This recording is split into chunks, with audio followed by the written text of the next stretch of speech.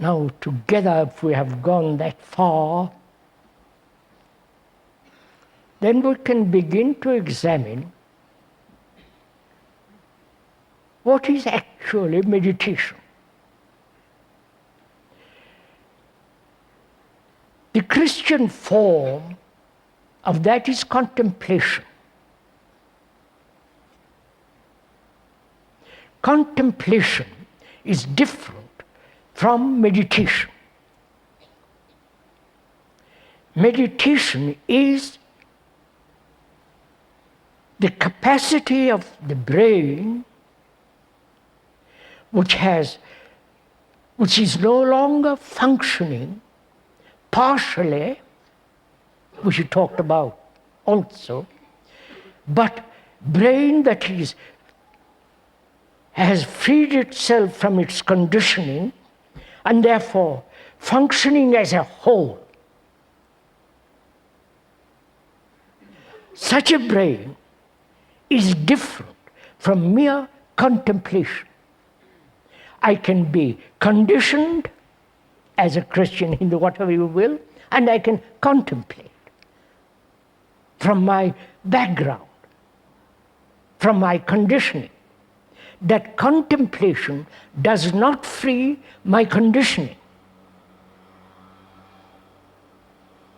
But meditation demands, and therefore it becomes extraordinarily serious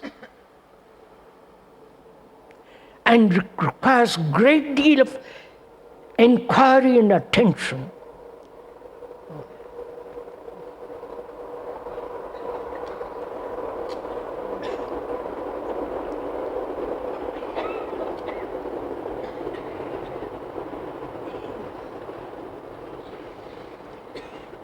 It requires a great deal of attention. Not to function partially,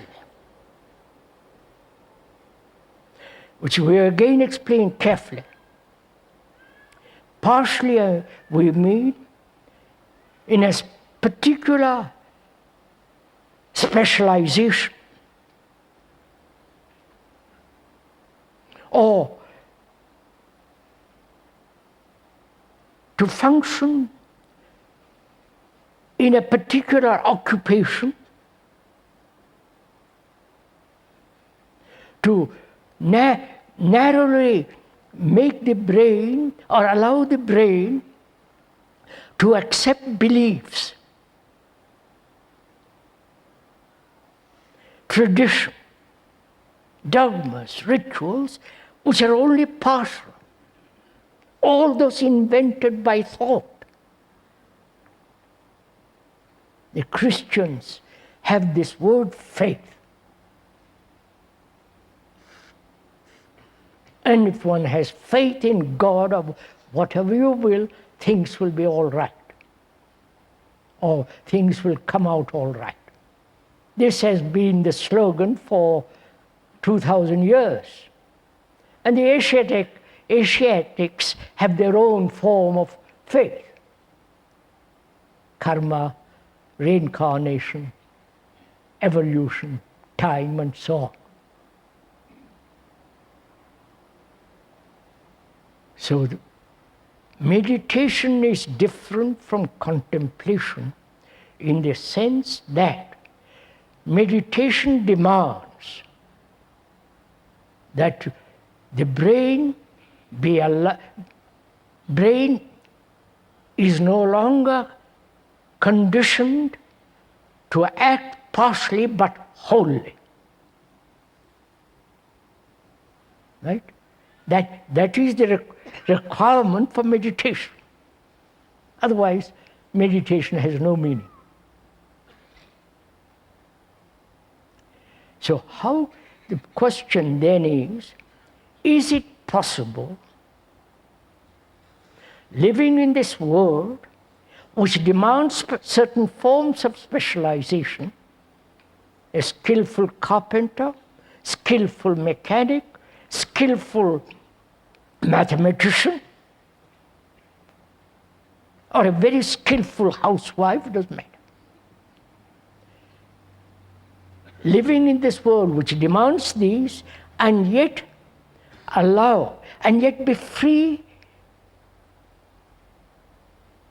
from specialization. You know, I wonder if we are together in this. Suppose I am a physicist, that is, theoretical physicist, and I have spent my life, most of my life, in formulating mathematically, thinking about it, questioning it, asking, cultivated tremendous knowledge about it, and my brain has become specialized, narrowed down. And yet I begin to inquire into meditation, right? And in my inquiry into meditation, I can only partially understand the significance and the depth of that word, because I am anchored in something else, right? I wonder if we are meeting each other, right? I am anchored in my theoretical physicist as my profession. Anchored there, I begin to inquire theoretically whether there is timeless, whether there is what is meditation, and so on. So my inquiry becomes partial again, right? But I have to live in this world. I'm a professor at some university. I've got a wife, children, I have the responsibility of all that.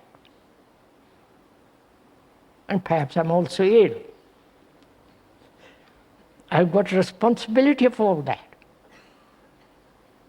And yet I want to inquire very profoundly into the nature of truth, which is part of meditation.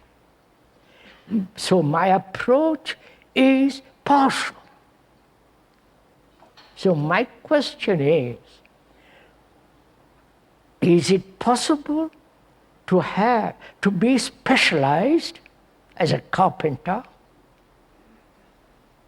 and yet leave it at a certain level so that my brain, the brain which is a common brain to all humanity, and this is very difficult for people to accept. Your brain is not your brain. It has been growing for millions of years,